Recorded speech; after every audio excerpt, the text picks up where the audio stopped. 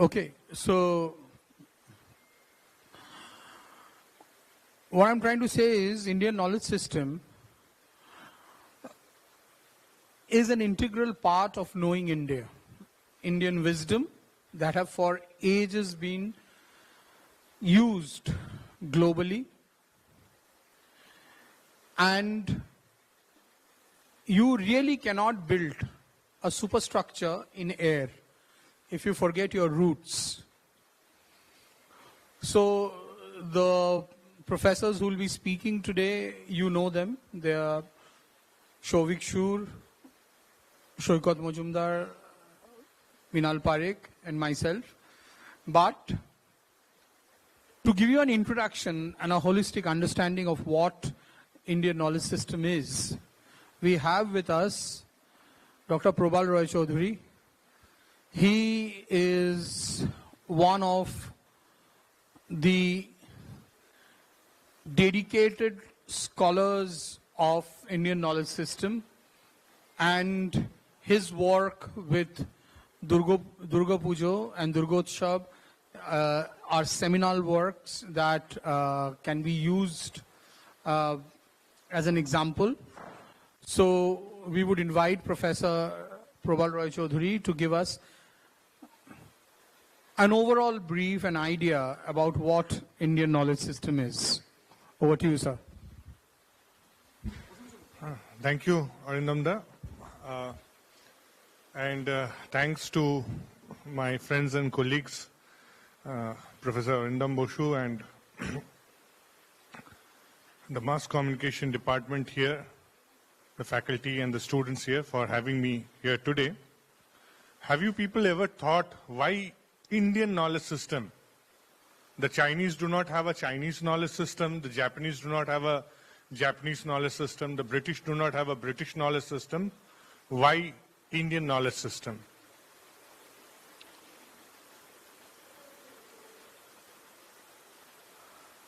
Well, anyone? Was it because we were colonized? No.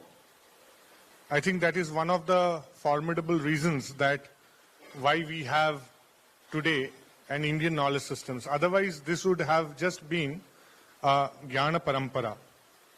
Okay? Just like the culinary traditions of the soil. Okay? The learning of the mathematical tables by rote. All these traditions, this would also have been going on. So I want to make some very interesting forays. I think many of you would know. In India, the first text of science, Vedanga Jyotisha, dates back to 14th century before the Common Era. That is roughly 3,500 years from our times. So in 3,500 years from our times, there was no much history of the West to say, except perhaps Greece. Okay? And now, this Vedanga Jyotisha, this tradition begins there, and the tradition continues till almost very recent times. In a century before the last, there was a mathematician from our neighboring state. His name was Chandrasekhar Samanta. So this Chandrasekhar Samanta, whenever he predicted an eclipse rightly, he was one of the very few people to predict an eclipse rightly. Whenever he predicted an eclipse rightly, he used to be put on an elephant and taken on a triumphant procession in his locality, and the king would invariably give him some land grants and other revenue assignments. This is how the society functioned. Now, you might have heard the name of Aryabhatiya. You might have heard the name of Brahmagupta, Varahamihira, Shushruta, Charaka. But have you ever thought that when Goswami Tulasidas is writing, what is he writing? Hanuman Chalisa. There is a sloka in Hanuman Chalisa. I'll use a paper. Juk sahasra yojan par bhanu, lilyo tahi madura phal janu. Have you ever thought of this shloka? The Surya, I am making a literal translation of it. The Surya sun, he is, situated Yug Sahasra. One yuga is 12,000 years. Sahasra is 1,000. Yojana is 8 miles. So Yug Sahasra Yojana. So 12,000 into 1,000 into 8 miles is about 9,600,000 miles. Okay?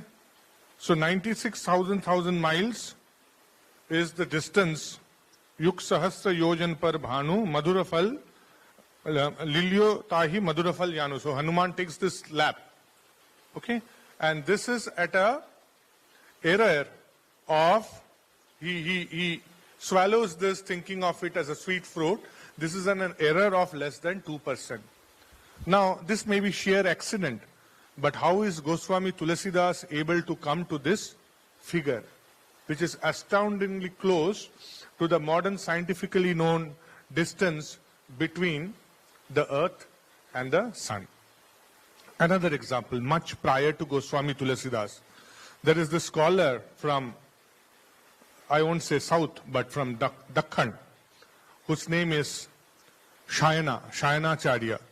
He writes a commentary on Rig Veda. While writing a commentary on Rig Veda on a particular shloka, I am not a Sanskritist, I will not be able to quote the shlokas for you. He writes, Vede Shvate cha Sahasrena Nimishardhena Kramamana.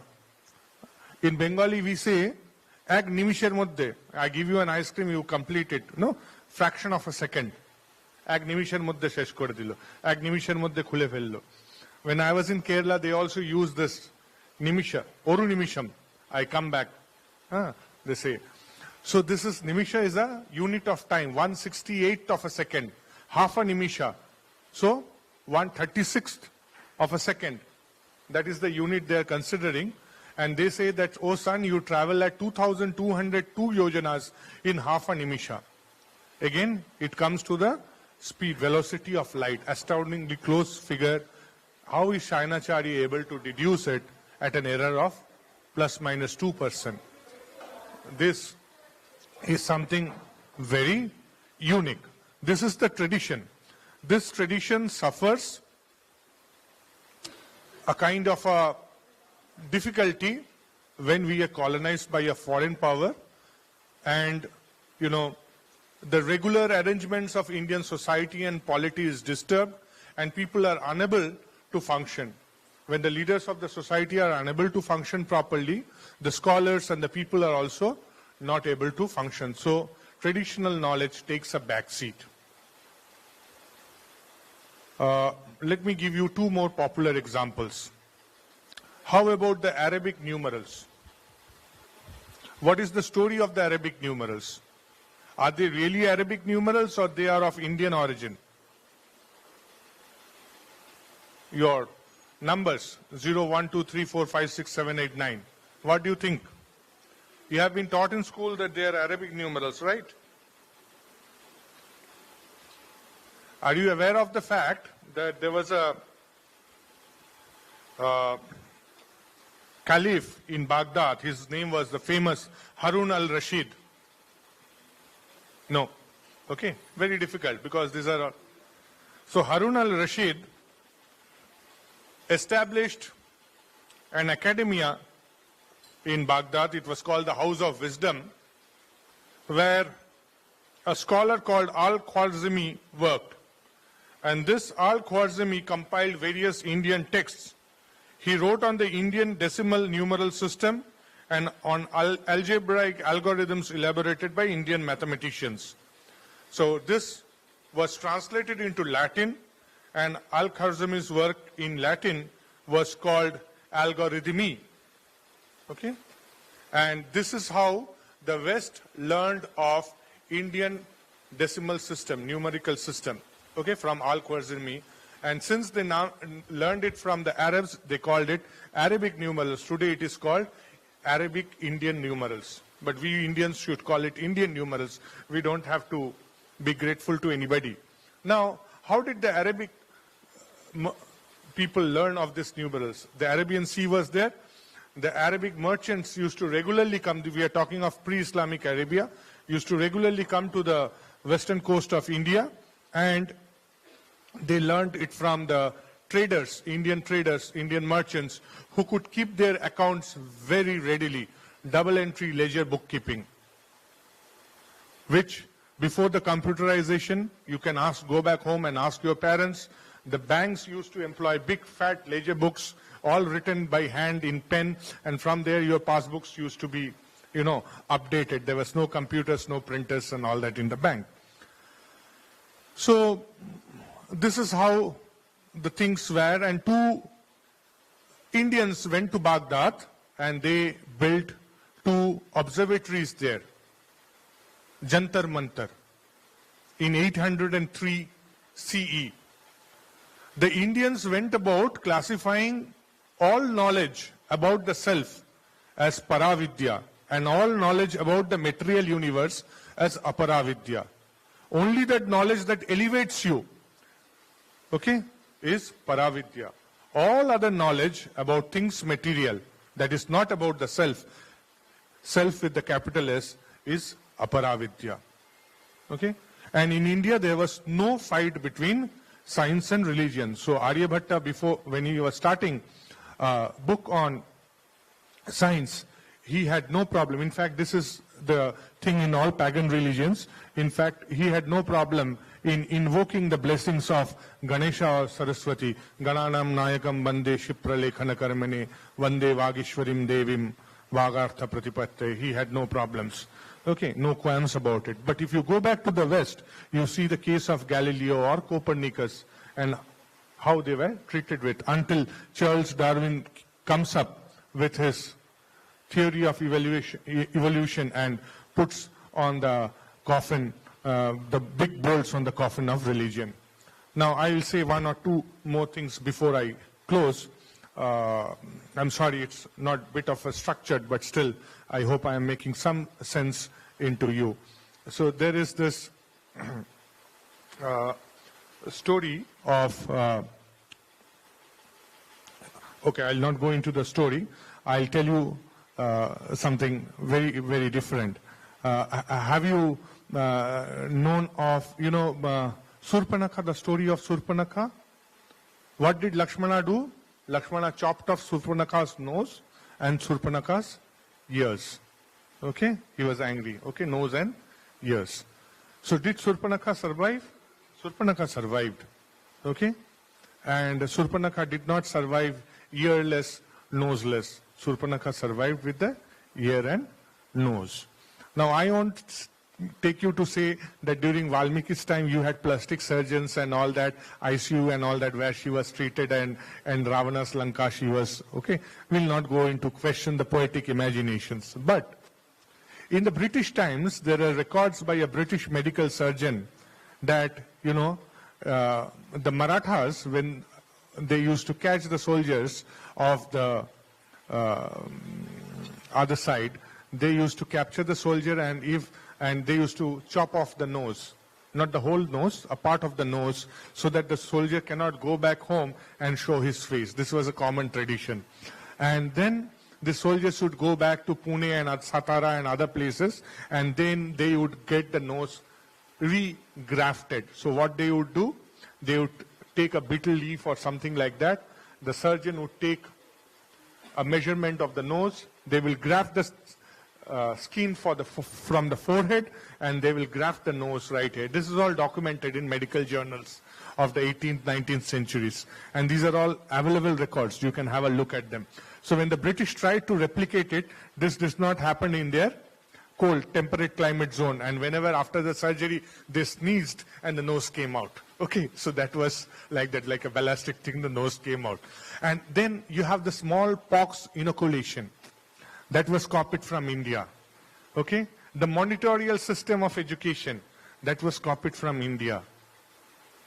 When we were having great universities at Nalanda, Vikramshila, Odantapura, I'm not going to Takshashila and other, but even functioning universities at Kashi, even in Bengal at Navadvip, you do not have histories of higher learning in the West at such university scale.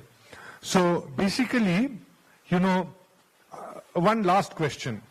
Do you think the Chinese people have their own worldview? Do the Chinese people understand the world? Yes or no? What do you think as Indians? Do the Japanese people understand the world? Do our neighbors, Bangladesh, people of Bangladesh understand the world? Do they have a worldview? No. You don't have to belittle them. I want a proper answer. You need not be angry with them. There is no reason for us to be angry with them. We Indians lack a worldview. Until and unless we go back and appreciate. Appreciate does not mean celebrate. Appreciate means also question. Appreciate also means criticize. We do not go and interact with our tradition, with our knowledge systems, and, look back at our roots, which sustained us for centuries. I don't think we will be able to develop the Indic worldview of things, and we will not be able to claim, as Sir C.V. Raman said, our rightful place in the Committee of Nations. That is the introduction I want to give you. You will have many more interesting things to hear from. Thank you.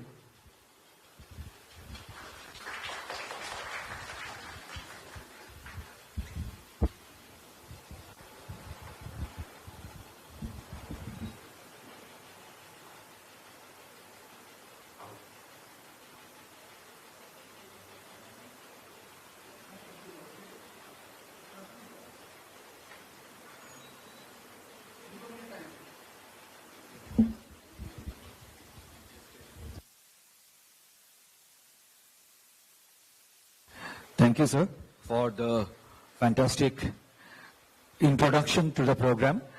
Now I would ask the students, whatever you have listened to, sir, if you have any question, if you want any clarification, because this is something which might sound new to you.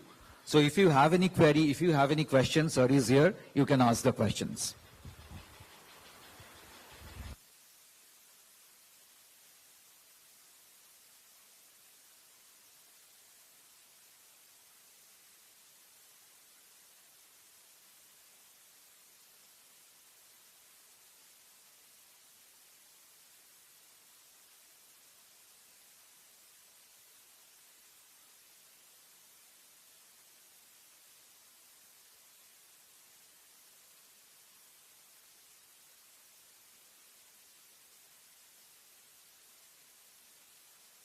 One thing I forgot to mention was the Indian concept of, thinking of big numbers and thinking of small numbers, large numbers and small numbers. One is, the Hindus think that they live today in the Kali Yuga, and Kali Yuga is 4,32,000 years. Kali Yuga is preceded by Dwapara. Dwapara is twice Kali Yuga, 8,64,000 years. And Krita Yuga or Treta Yuga, okay? So that is 3 times Kali Yuga, and Satya Yuga and Krita Yuga, that is 4 times Kali Yuga. So 10 times Kali Yuga is 1 Chatur Yuga. 43,20,000 years.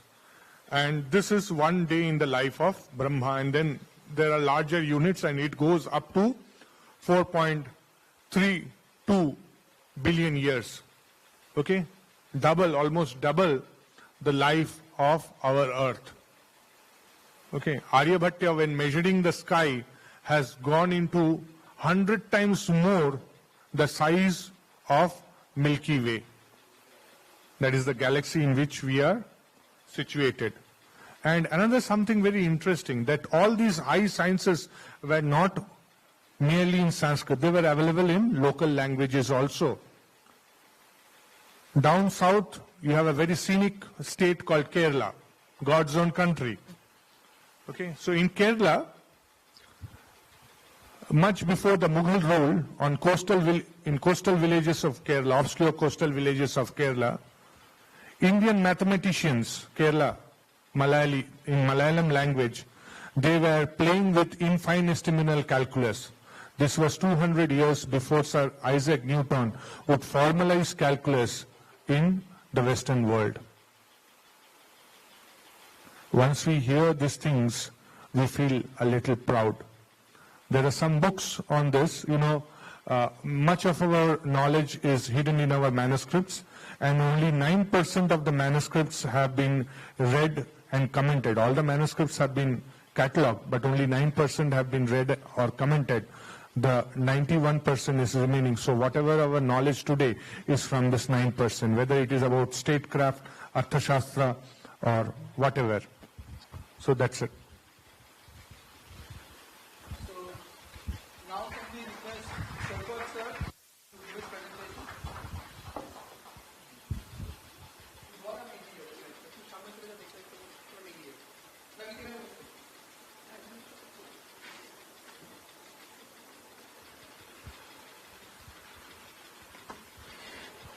Good afternoon, students.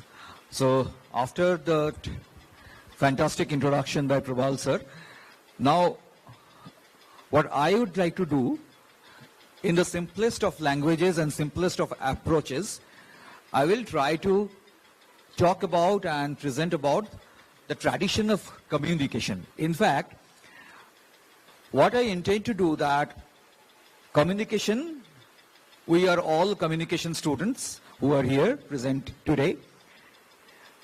We have the journalism students, we have as well as the animation graphic students. So it's all about verbal communication, visual communication, or anything else. Communication is our forte and communication is our job. And in regular classes, we have been discussing that whatever communication we are having, that should be a successful communication. In fact, like the animation graphic students are here, they are doing it in a visual presentation. The journalism mass comm students, you are doing it in different forms, like either you are a journalist, hardcore journalist, you are a peer professional, you are a filmmaker, you are a photographer, whatever you are. Actually, our job is to communicate with people. And when we can communicate successfully, when we can reach our audience, that is a successful communication. Now, this tradition of communication is very old. We are working with the modern version of it. But what I want to present, what I want to say in this short presentation, that this tradition is very old. We are talking about IKS, Indian Knowledge System. Now, Indian Knowledge System is something which is very ancient. From time immemorial, this communication has started all over the world as well as in India. Like, you all might be knowing that communication at its very basics started with sounds. When people did not learn to talk, there was no specific language. There were different sounds. With the sounds they used to communicate. With sign languages they did communicate. I'm talking about the ancestors of us, the old ancestors. From there we started communicating. Then we started the communication in different ways. Over thousands and thousands of years, the communication, what we are now, the age we are now in, digital age, everybody is having a smartphone in your hand. When I am talking, when sir was talking, I found many of you are still communicating in some way or other. Your fingers are playing on your mobile phone screens, always what you do. So that is what you are still doing now, many of you. That is a part, also a communication, right?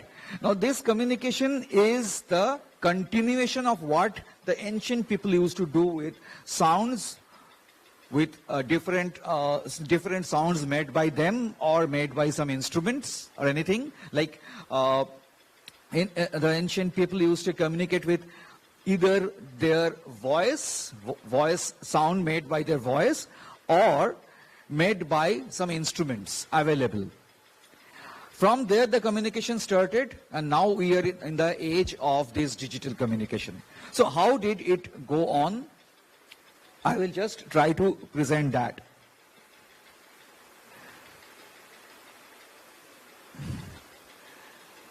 Cave paintings. I suppose many of you have heard about cave paintings. Now, cave paintings is something which is a fantastic way of communication.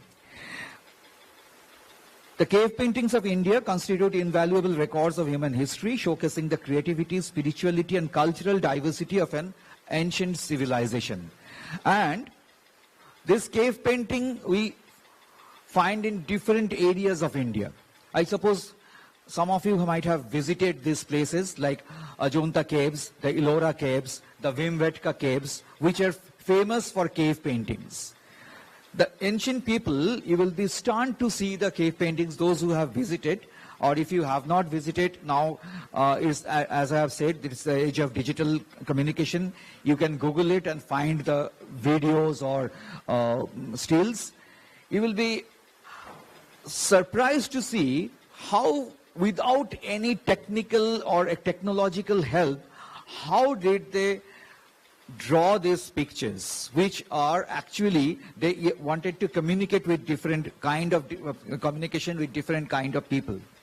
And this is especially for the visual artists, the graphics animation students. Now what you create on screen, they used to create on the stones. They used to create on the caves. The next slide shows a few examples of this. These are the kind of cave paintings they used to do. These are from the caves of India, and you can understand that what they are presenting. They're presenting a war-like situation, or an elephant, and there is a warrior. So, watching these cave paintings, they could understand that what they wanted to say. Just right now, what we are doing in the verbal communications, now we are in the, as I have said, we are in the age of WhatsApp and Facebook and other social media, and every communication has so small that even we don't take the trouble to type the whole word even, and we type the shorter version of the word. That is also a communication. This is also a kind of communication. Next we go to drama and street theatre. I am skipping forward to a few thousand years. This drama and street play format is widely used in many parts of India as a medium of communication. I suppose many of you, we have students of journalism, mass comm from different semesters. So you have come across this folk art or visual, this communication part. So you might have come across that portion that where we have talked about drama and street theatre as a medium of communication. And in a country like India, where we have many kind of hindrances like poverty, illiteracy, communication problem, then, and of course, expenses, drama, street theatre can be a very meaningful and useful communication method. And it has been used traditionally. We are talking about Indian knowledge system. And in this drama, street theatre tradition is a very, very old tradition. From the days when people have started communicating and with meaningful communication with the traditional culture, they have started doing this. And the modern version of this street theatre or drama is the Nukkar, which I suppose all of you are very familiar with the college fests. And in almost every college fest now, Nukkar is almost a regular event. Am I right? So what Nukkar, this is the modern version. I have used two photographs here. The older one, the black and white photograph, is an old street drama in the street of Delhi.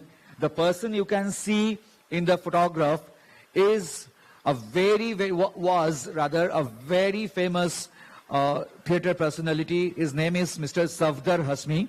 Safdar Hasmi was an activist, a dramatist. He was assassinated on the roads of Delhi when he was performing a drama. The reason of the assassination, I'm not going into that, but I can tell you that these street dramas and theatres are mostly based on socio-political issues. So of course, when we focus on socio-political issues and those issues which can create controversies, which can create debates, you are bound to increase your enemies. Exactly, it has happened in case of Safdar Hasmi, and he was assassinated, but he was a revolutionist in the field of street theatre and drama.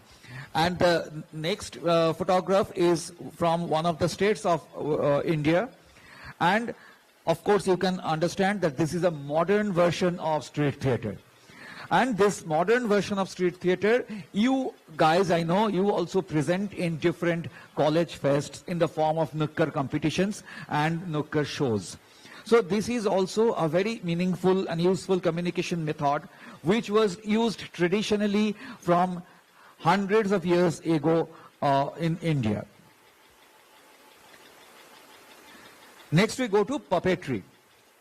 And in puppet theatre, various forms known as puppets are used to illustrate the narratives, and it is derived from ancient Indian thoughts that puppets have life. Actually, this is also a traditional thought process. In ancient India, it was thought that puppets have life and they represent people. So that gave birth to the idea of puppetry. And puppetry, I know, I suppose you know that in many states, many forms of puppetry are very popular in different corners of India. And photographs which are shown here shows that how puppetry is used, and this is also used to communicate with people. As I have said, just like street theatre, puppetry is also a method of communication in India where illiteracy and poverty is an issue. In this kind of communication, many people can be communicated regarding different important issues with in a single place. Therefore, puppetry is widely used communication method. Then we move on to storytelling. Now, this is something which we often talk about right now. When we talk about a film, we talk about storytelling. Now, this storytelling, it's a very, very ancient tradition and traditional culture of India. From time immemorial, people used to grow up at their home listening to stories from their parents or rather their grandparents. And this was a tradition in India from very long. And this storytelling is it's an art of communication, as I have written, that it's an art of communication that paints a very clear picture of the receiver. It engages the audience to think, remember, and act. And stories of Ramayana, Mahabharata, and Panchatantra have crossed the generation barrier. A few minutes back, when Prabal sir was talking to you, he gave the reference of Shurpanakha. Now, Shurpanakha, I suppose all of you knows the story of Ramayana and Mahabharata, and also Panchatantra. And these stories, I suppose, yes, you have read, but I suppose you have listened to the stories from your parents and grandparents also, at least many of you. Your previous generation, their previous generation, generations after generations have grown up listening to the stories of our myths, different stories, and different stories of the demons, the ghosts, and the princesses, all those stories. Now, the storytelling is one culture which is a home-born culture and traditional home-born culture. The refined version of this storytelling, now you are getting in the form of podcast, the audio story.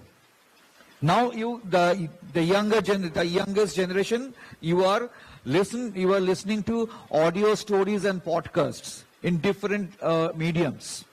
What is this audio story or podcast? This is the advanced, this is the modern version of this storytelling actually. So this is what our culture is all about. This is what our traditional knowledge system is all about. We are standing in 2025. We are in a digital era. Future will bring some more surprises to us, some more technological advancements. You, the younger generation, are more tech savvy than our generation. You know many technologies. You will communicate in many ways, in many process. But the root is our old traditional culture, old traditional knowledge system from where we have developed over the years and will be developing in the coming years. So that is the conclusion. Ultimate motto is successful communication, clear and concise message without any ambiguity. Technology advances. The basic remains the same. That is the ultimate message. Thank you.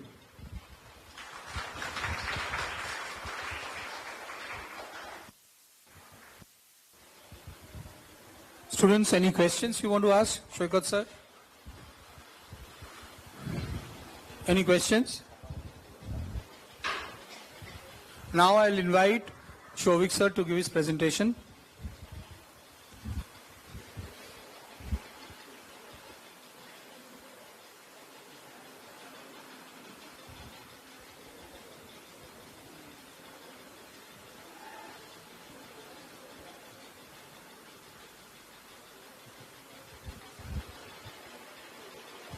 Good afternoon, sir. Good afternoon, students. Good afternoon, my colleagues. So I'll start from where Shoikat sir has left. Sir has told about the new generation where the digital form has evolved. So from that situation or from that place, I will be starting my presentation on ICAS, that is through the lens, digital media focusing on traditional Indian knowledge. So IKS or Indian knowledge system, the basic concept was written or told generation after generation, and it was written. It was written in the form of manuscript, paper, but standing at this time, reading books, reading papers is time consuming for you people. So our, not ancestor will call, but ours, those who belongs to 30, 40 years old before our time, they have thought regarding this and they have tried to evolve this manuscript or writing or whatever it was there in IKS in a digital form.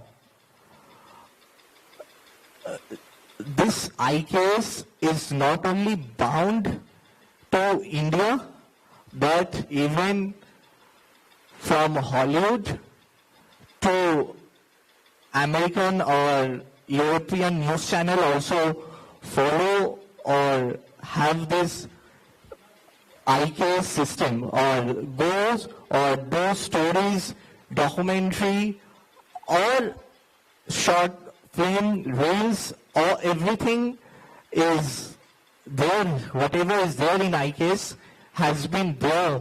They are following that. And I will not go in so details regarding IKS, how digital media has evolved into IKS. That I will concentrate. So, introduction to Indian knowledge system that already Professor has told and Shoikat sir has given a brief of this. I'll be moving forward to role of digital media in IKS. This IKS act as a bridge between traditional knowledge and modern knowledge. How? Traditional knowledge was, according to IKS, was reading the manuscript or whatever you have heard, the story of Shobhanaka. you have heard from your grandmothers, or it is there in some of the books in Panchatantra. But that was a digital, traditional media. The role of digital media in IKS is that they are converting all this, whatever is written or been said, into a digital form. And you can, students, you can get this in National Digital Library of India of IKS or related to IKS. You can get there, or even you can get in the Muktabodha Digital Library. The traditional media of reading books, staying at a particular place, traditional media, and getting into your mobiles or tab. This is the conversion from the traditional media, keeping the traditional media intact. Second of IKS that you will find is, some of you don't like to read books or the online version of books. Why should we read books? So much time waste, right? So there is also, you will find the documentary service telling about the storytelling. You will find the documentary storytelling ideas and visual in audiovisual medium. How?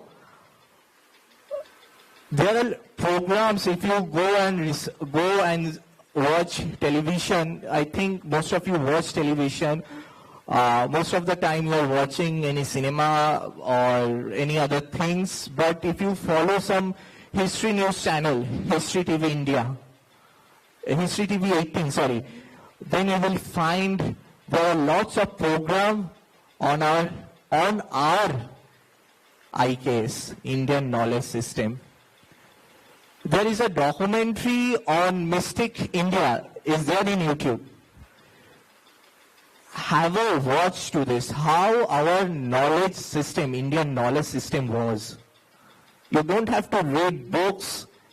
You can give your 1 to 2 hours time and you will get the knowledge about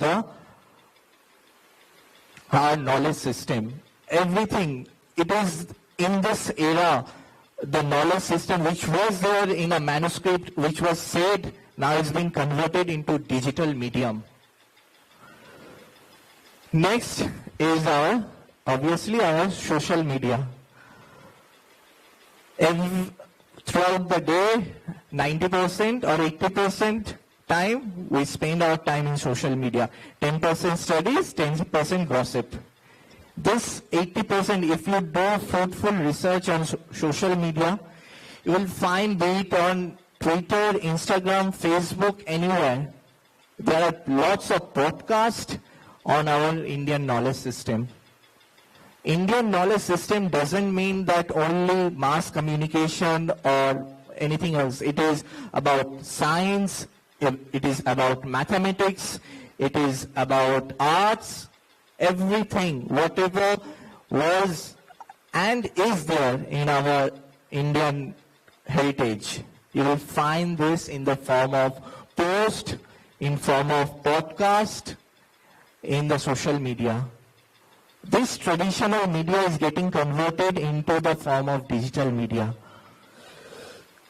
Next, there is a program, if you have the access of television in your home, and if you watch DD National, there is a program called Sikho by DD National, where they broadcast information or give information regarding Indian knowledge system. You don't have to just read. You can have in the form of audio visual also. This Indian knowledge system and the concept of Indian knowledge system is in the form of, and The second last thing I would say is AI. Everyone is doing ChatGPT. And the ChatGPT or any other website, and Indian knowledge system, when it was told or when it was written in the form of manuscript, it was totally a Sanskrit version. From then, generation after generation, it got transferred into the language. It becomes very hard to understand the perfect meaning of Sanskrit. Even Google is working on this Sanskrit to convert what is the real meaning of these words to easy English language, so that generation like you can understand about the knowledge system. And the last thing which I will say and end, ICAS is not our past, it is our future. Thank you.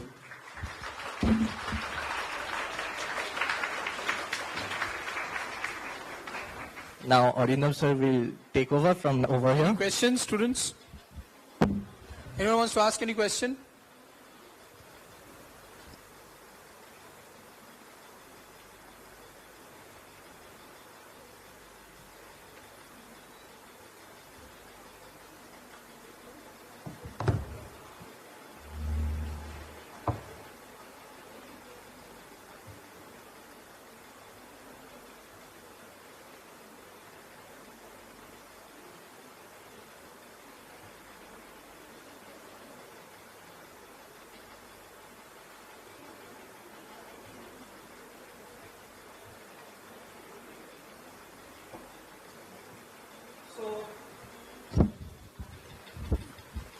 So we have been talking about IKS in general, Indian knowledge system in general.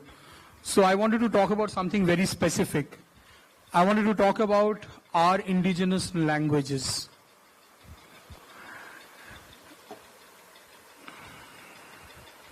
There are approximately 7,000 indigenous languages in the world. 7,000. And each day, as we speak, even as we speak here today, one language dies. And with that one language, everything associated with that language dies. Its culture, its stories, its dreams, its fantasies, the way it was spoken, its songs, everything.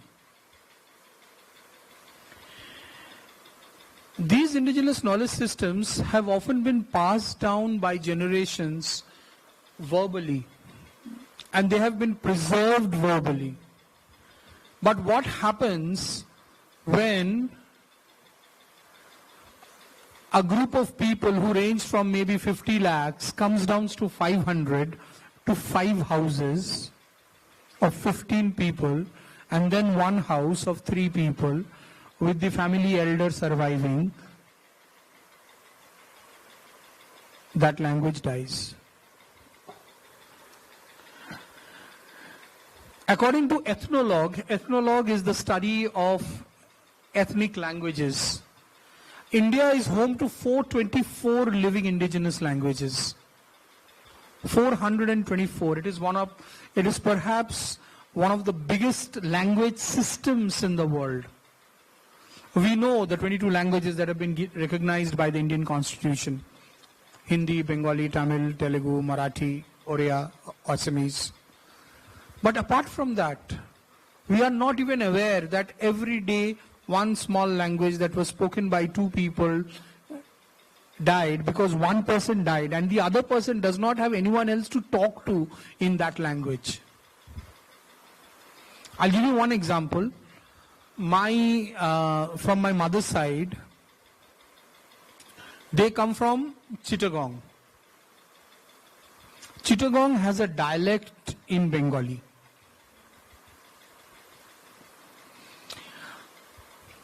The people native to Chittagong have dwindled down to just a few thousands. With my mother, the art of speaking Chittagong is dead in my family. Because I don't speak that tongue. I understand it. Maybe someone speaks in Chittagong in front of me, maybe I'll understand, but I can't speak. I still remember my grandmom on my mother's side, she used to say a poem, Favdo masor lomba lomba dari, vuri kalada thor khayo harul lari lari. We don't even know if it's Bangla, but it's Bangla. It's a dialect of Bangla. মানে পাবদা মাছের মতো লম্বা লম্বা দাড়ি যে বুড়োর, সে বুড়ো হুকো টানছে হাঁটু নেড়ে নেড়ে। But it's so beautiful, it's such a beautiful language, and I can see it slowly dying.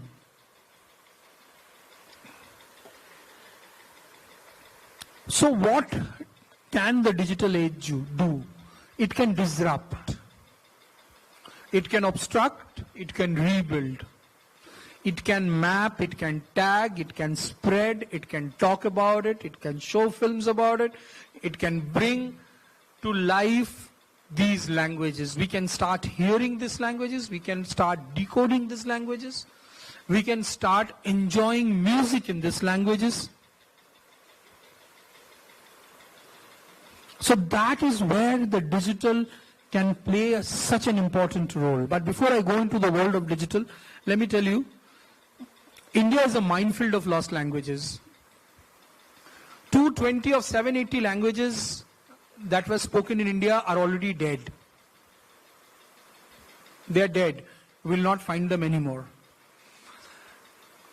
UNESCO has classified 191 Indian languages as vulnerable and endangered.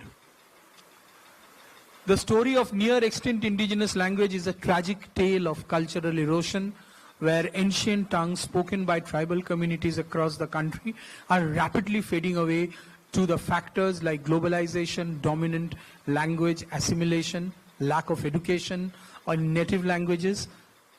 The Jarwa language is one of the most prime examples, which is going to be extinct. The photo above is of the Jarwa tribe. The photo below is of the Todi tribe living in the Nilgiri hills. This village consists of 200 houses. After these people of 200 houses, they die, this language will also go. Their customs will go,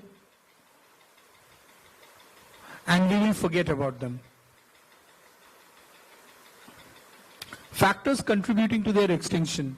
Dominant language influence. सब हिंदी में बात करते हैं या सब अंग्रेजी में बात करते हैं. हम कोरियन खाना ज्यादा खाते हैं. हम भूल गया है कि आलू चोखा भी एक खाना होता है जो हम खा सकते हैं. Dominant culture. We are ashamed of wearing dhoti Punjabi. You are ashamed of wearing your traditional attire because jeans looks cooler.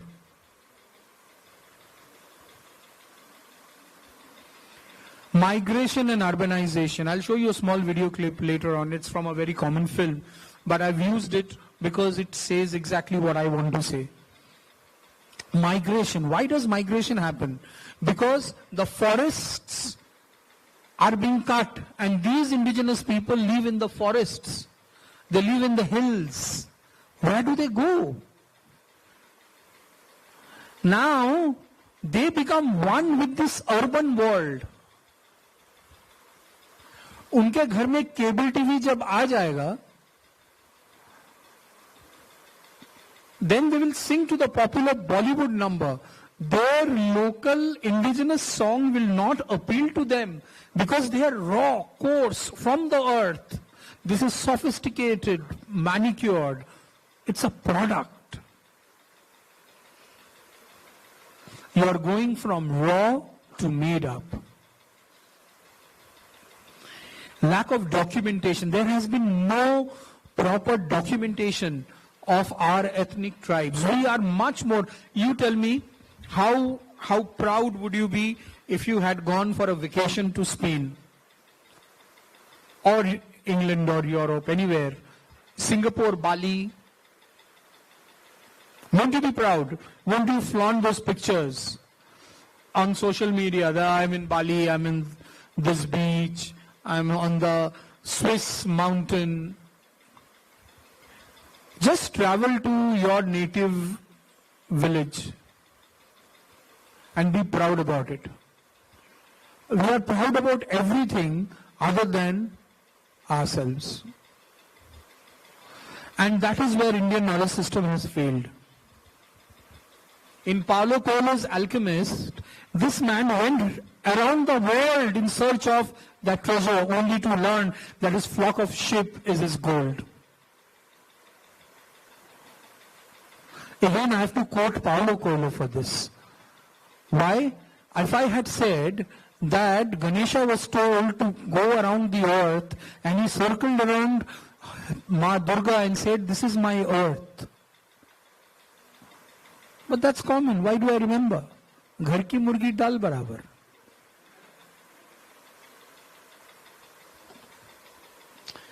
I have purposely collected these texts. This upper text is Shorashini's text. Shorashini is a dramatic prakrit. It was used when all the Natya Shastras were written. The rasas that we talk about in the Indian knowledge system, all the Natya Shastras were written in this script. One below that is Apabhramsa. Apabhramsa is not actually a language. It was called Rok Sanskrit because they were symbols, dominant symbols, which were examples of, please don't talk. You have no respect for yourself, at least have some respect for your country. And we're talking about Indian knowledge system. I know your brain is too preoccupied to hold this, but try and hold this.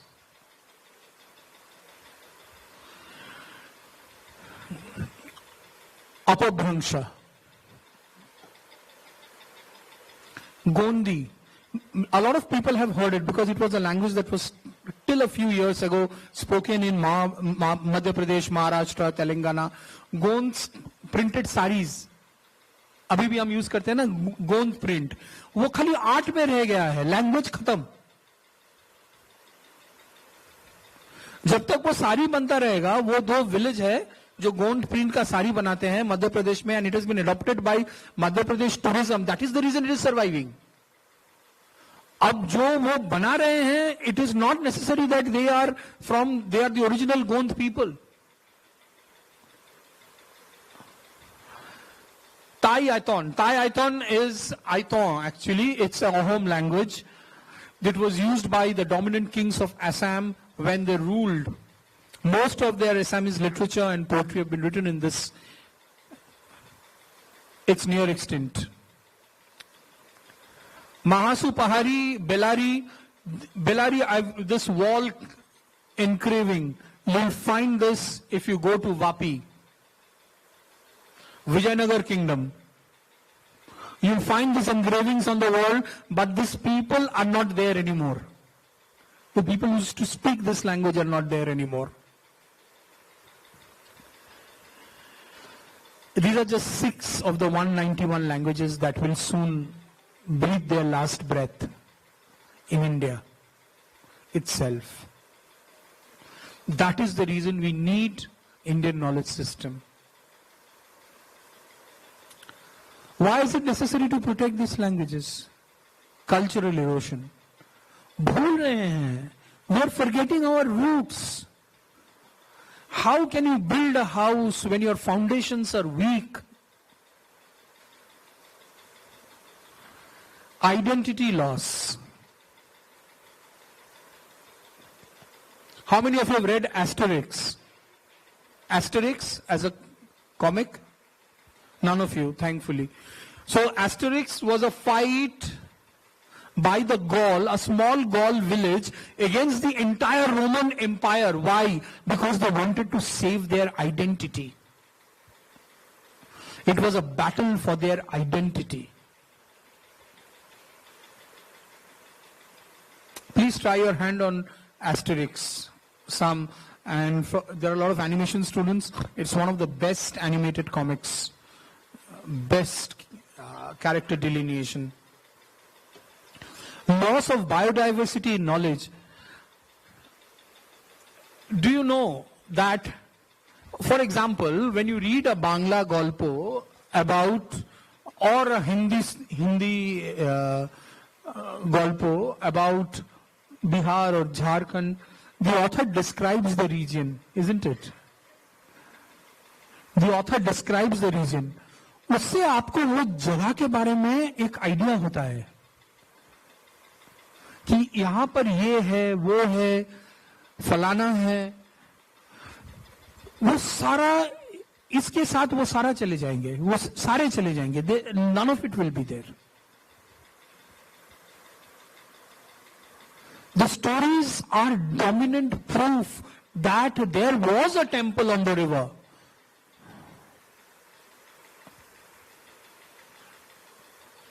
How many of you are from around Murshidabad area in this region? None. Anyway, so Siraj-ud-Dawla had built a palace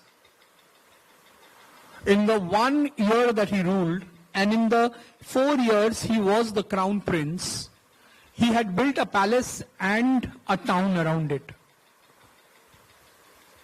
The palace was called Hira Jheel and the town was called Mansurganj. Both have been washed away by the Ganges.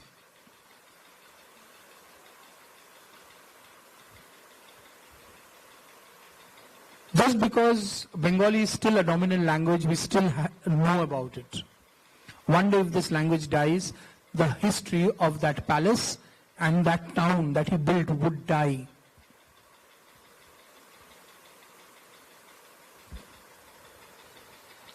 So let's break it down. How can digital save this? Digital archives and documentations. Language learning apps and tools. There is a tool called Duolingo. It's a community-driven platform which are encouraging young people of different indigenous and tribes to speak, to recite their poems, to tell their stories, so that their voice, the accent, the tone, the thrust of the language is recorded. Because हम माँ बोलना सीखते हैं because our mother teaches us to say माँ, बोलो माँ, बोलो बाबा, बोलो अब्बू, बोलो अम्मी. We learn it because someone else is speaking it in front of us and we are hearing it. That is the reason we are mouthing it. वो नहीं रहेंगे तो ये भी नहीं रहेगा. So Duolingo is something that is working big time. Online directories and translators, these are very important. These are tools that can be used where you translate these languages to the broader language, to understand them, to understand the ethnicity, the variety, the cultural diversity that they talk about. Social media and content creation is of course there. Unicode and digital fonts. See, we have now created digital fonts for Devanagari, Oichiki and Gurmukhi. But this is just the beginning. 3 of the 191.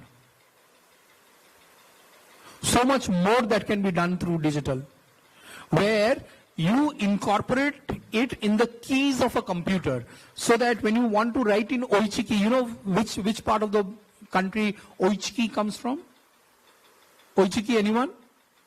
It's a tribal language from Orissa. They are warring tribes. The tribe doesn't exist anymore. But still today, when the Jagannath temple, during this Utsav, before that there is a tribal road show in some of the coastal villages. That is done by the Oichiki tribe. That is now carried by the Gond people of that region. Orissa, by the way, has the biggest assimilation of tribals. 29 tribal groups.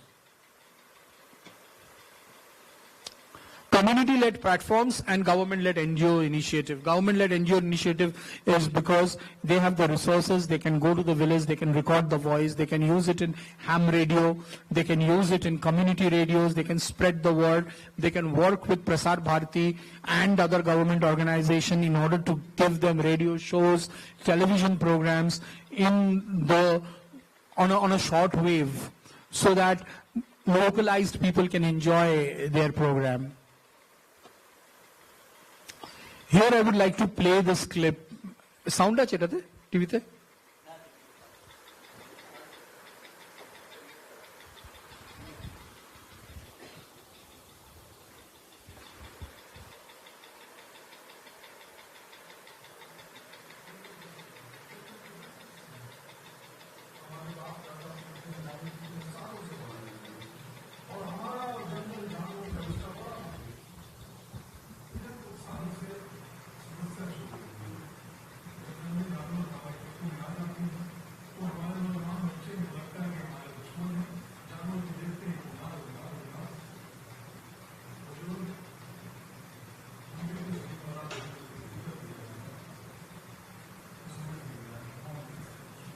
You can hear, no?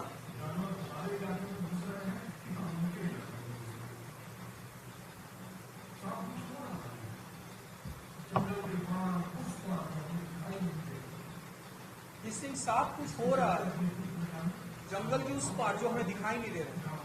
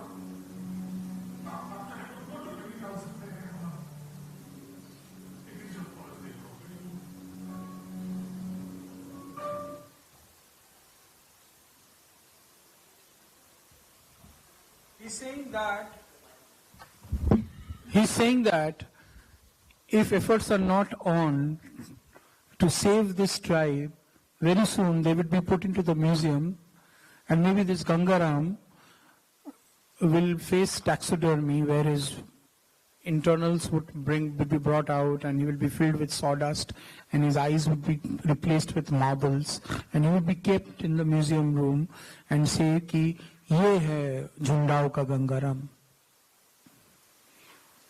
It's a physical example of the languages that are dying every day.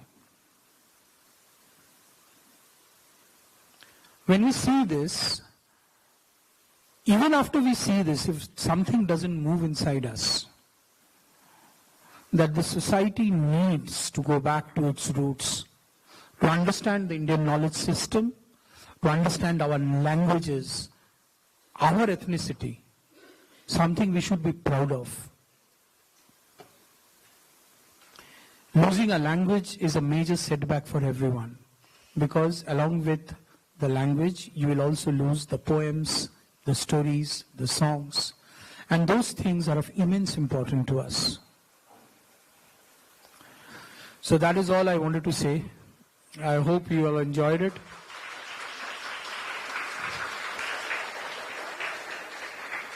And by the way, I didn't say one thing. This slide that you see, this art form, it's from the Kora region of Rajasthan.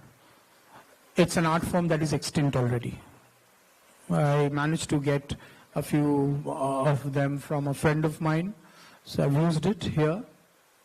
So things are becoming extinct very fast, and Indian knowledge system is one of the systems through which you can revive and bring to life.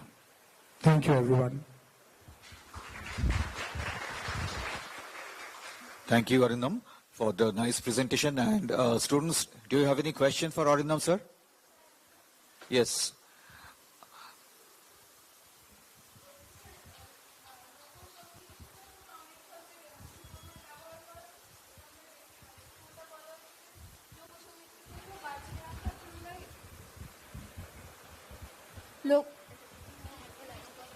লোকসঙ্গীতকে কোথাও মানে বাঁচিয়ে রাখার জন্য use করা হচ্ছে, তো সেটা হচ্ছে ব্যাপারটা। কিন্তু ওখানে যে ধরনের মিউজিক ইউজ হচ্ছে, তো সেটা তো কোথাও গিয়ে ওদের কালচারকে নষ্টই করছে, মানে একদমই তাই, একদমই তাই। যদি তুমি ধরো টাপাটুনি গানটা এত ফেমাস হয়েছে, তুমি যদি এটার অরিজিনাল ফর্মটা শোনো, উড়িয়া গানটা, তাহলে দেখবে এটাকে অনেক মডার্নাইজ করা হয়েছে। তাও আমি বলবো যে অ্যাটলিস্ট কিছু তো হলো। তাপাতুনি বলে যে একটা গান ছিল, এটা তো লোক জানলো। এইবারে যখন এই প্রচেষ্টাটা চলছে, তার সাথে সাথে এই প্রচেষ্টাটাও চলা উচিত যে এই গানটাকে নিয়ে যখন আমি সিনেমাতে ইউজ করলাম, সেরকম এই গানটার অরিজিনাল ফর্মটাকেও আমি সেভ করার জন্য কোন রকম পদক্ষেপ নিচ্ছি কিনা, তাহলেই এই পদক্ষেপটা ঠিক। আমি বলছি এই এক সপ্তাহ হয়নি, সহজ পরব শেষ হলো। সহজ পরবটা আমি যাই, কারণ এটা রুটস মিউজিক ফেস্টিভ্যাল, মানে আমাদের রুটস যে মিউজিক, সেই মিউজিকটা নিয়ে এরা কথা বলে রেগুলার।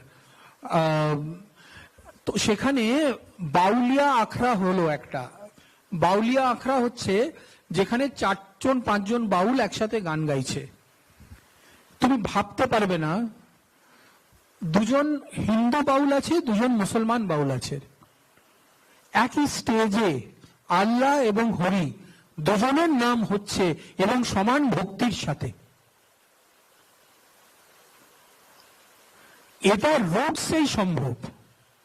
মানুষ ভেদাভেদ করে, রুটস করে না। 4 বাউল একসাথে গান গাইছে,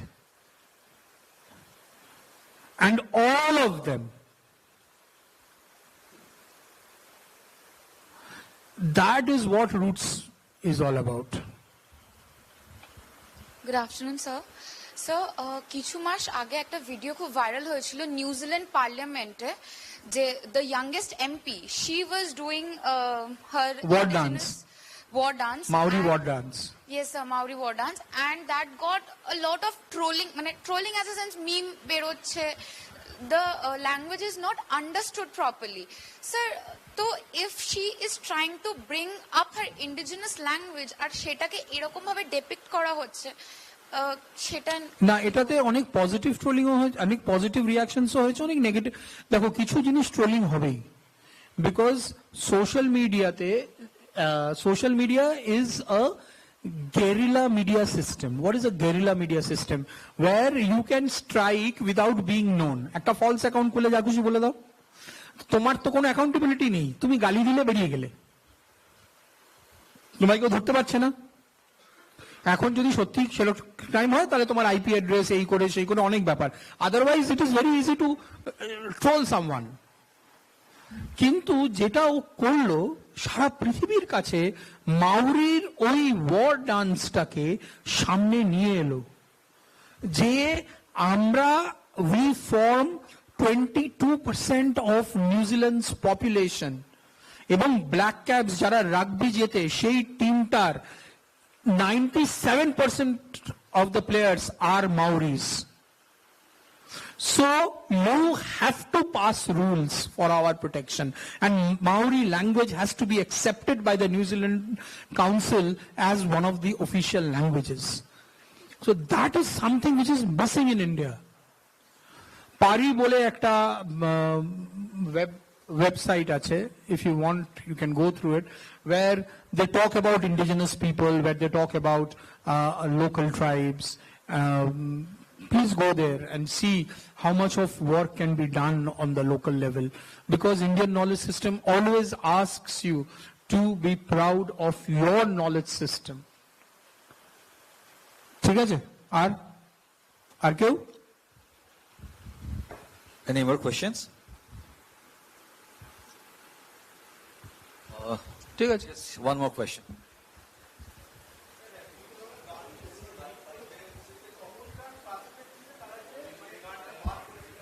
আরেকবার করে বল, প্রশ্নটা মাইকে নিলে মনে আসবে না। স্যার এখনকার দিনে যে গানগুলো রিমিক্স হয়ে বেরোচ্ছে, তখনকার সময় তারা যে পার্সপেক্টিভে যে গানটা রিলিজ করেছিল বা তাদের কালচারকে আগে নিয়ে আসতে যেভাবে গানটা রিলিজ করছে, কিন্তু এখনকার সময় সেই গানগুলো রিমিক্স হয়ে কিন্তু রিমিক্স যখন হচ্ছে তখন কিন্তু তাদের কালচারটাকে তুলে ধরা হচ্ছে না, কোথাও গিয়ে তাদের কালচারটাকেও কি ছোট করা হচ্ছে বা তাদের কালচার তাদের না আমাদের কালচারটাকে ছোট করা হচ্ছে। কারণ যে গানগুলো রিমিক্স হচ্ছে সেটা তো আমাদের কালচারেরই। মানে তুমি যদি whether it is নটঙ্কি in UP, ঠিক আছে, or a jatra in Bangla, it doesn't matter, all of that is our culture, ঠিক আছে। এবং এইটাকে যখন আমরা মডার্নাইজ করার নামে যখন এটাকে হাইব্রিডাইজ করছি, that is bad. We need to put it in front of the people in its original form and format. এবার ধরো এন্টারটেইনমেন্টের জগতে এটা নাই হতে পারে, কিন্তু একদল লোককে ডেডিকেটেড ওয়েতে কাজ করে যেতে হবে যাতে করে এইটা পারফেক্টেড হয়। আচ্ছা, আমাকে কেউ বলতে পারবে ওয়ার্ল্ডের সবচেয়ে ভালো পোলোর যে বল হয় না, পোলো খেলা হয় ঘোড়ার, সেটা কোথায় তৈরি হয় জানো? পোলো বলস হাওড়াতে। It is supplied all over the world. 5টা পরিবার আছে তারা এখনো বানায়। So it is part of our Indian knowledge system. যেদিন ওরা চলে যাবে, যেদিন এরা কাজটা বন্ধ করে দেবে, সেদিন থেকে এগুলো অন্য কোথাও বানানো হবে on a larger scale basis. কিন্তু ওই ধরনের অরিজিনাল হ্যান্ডক্রাফটেড পোলো বলস, they are priceless. এখনো বেশিরভাগ পৃথিবীর মিলিটারি ক্যাম্পসগুলোতে ওই বলই যায়।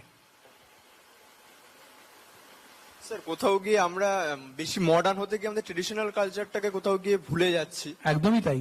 এই যে তুমি আমরা সবাই জিন্স শার্ট পরে আসছি, আমি বলছি না যে কলেজে রোজ দিন তুমি ধুতি পাঞ্জাবি পরে আসো, কিন্তু আমি এটাও বলছি যে আমরা যখন চ্যাট করি বা হোয়াটসঅ্যাপ করি বা যাই করি, আমরা যে দোআঁশলা ভাষাটা ব্যবহার করি, দোআঁশলা ভাষা মানে হচ্ছে হ্যাঁ হোয়াটস ইট ম্যান, যেখানে হ্যাঁ ইউ ডেয়ার DRE, এতে না তুমি ইংরেজি শিখছো, না তুমি বাংলা বলতে পারছো, না তুমি হিন্দি বলতে পারছো, কোনো ভাষাটাই ঠিক করে শিখছো না, এবং সবকটা ভাষাকে মেরে ফেলছো, সবকটা ভাষাকে মর্গে পাঠিয়ে দেওয়ার জন্য যা যা করার সব করছো।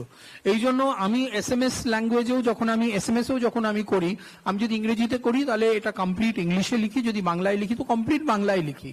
দুটো ভাষাকে মিশ খায় না, তেল আর জল মিশ খায় না, মেশানো উচিত না। ভাষার প্রতি যদি গর্ববোধ না থাকে তাহলে you should be absolutely proud of. আমি তোমায় বলছি আমরা কিরকম ইউনিভার্সালাইজ করি। আজকাল বাঙালি বিয়েতে সঙ্গীত হয় হয়তো, কিন্তু ইজ সঙ্গীত আ পার্ট অফ বেঙ্গলি ট্রেডিশন? জলে কড়ি খেলা বন্ধ হয়ে গেছে, জলে কড়ি খেলা বন্ধ হয়ে গেছে বাঙালি বিয়েতে। সঙ্গীত ইজ মোর গ্ল্যামারাস, তাই সঙ্গীত হচ্ছে। আমরা আস্তে আস্তে একটা ছোট্ট ট্রেডিশনের কথা বললাম, জলে কড়ি খেলা। আমি তোমাকে বলছি আমি এবং খুব গর্বের সাথে বলছি, সৈকতের বিয়েতে জলে কড়ি খেলা হয়েছিল, আমি ছিলাম। না আমি ওর বরে মানে ওর বিয়েতে তো we are friends for donkey's years, ও ওর বিয়েতে হয়েছিল, ওরা জল থেকে কে কটা কড়ি তুলতে পারে খেলেছিল, because it is part of our tradition. It's not, it might sound silly today, but it is part of our tradition. ওটার একটা মানে আছে। এক্স্যাক্টলি। এই আস্তে আস্তে, তুমি জানো জলে কেন কড়ি খেলা হতো? হ্যাঁ, জলে বস, আগে বস। জলে কড়ি খেলা হতো তার কারণ আগে কড়ি ওয়াজ আ মিডিয়াম অফ মার্চেন্ডাইজ। বলে না কড়ি দিয়ে কিনলাম, কারেন্সি। সো কে কত কড়ি তুললো আজকে, তার মানে that person earns that amount of currency in the marriage. কে বেশি কড়ি তুললো, it's such a sweet custom. আজকাল আগে হতো বর বউয়ের হাতে থালাটা তুলে দিচ্ছে, দিয়ে বলছে যে আমি তোমার ভরণ পোষণের দায়িত্ব নিলাম। হয় না আজকাল এগুলো, ছোট ছোট জিনিস। But it doesn't happen because much more important is to do that mehendi session. বা একটা বড় বালতির মধ্যে আজকাল লোকজনকে বসিয়ে কিরম হলুদ দেয় গায়ে, কি এটা?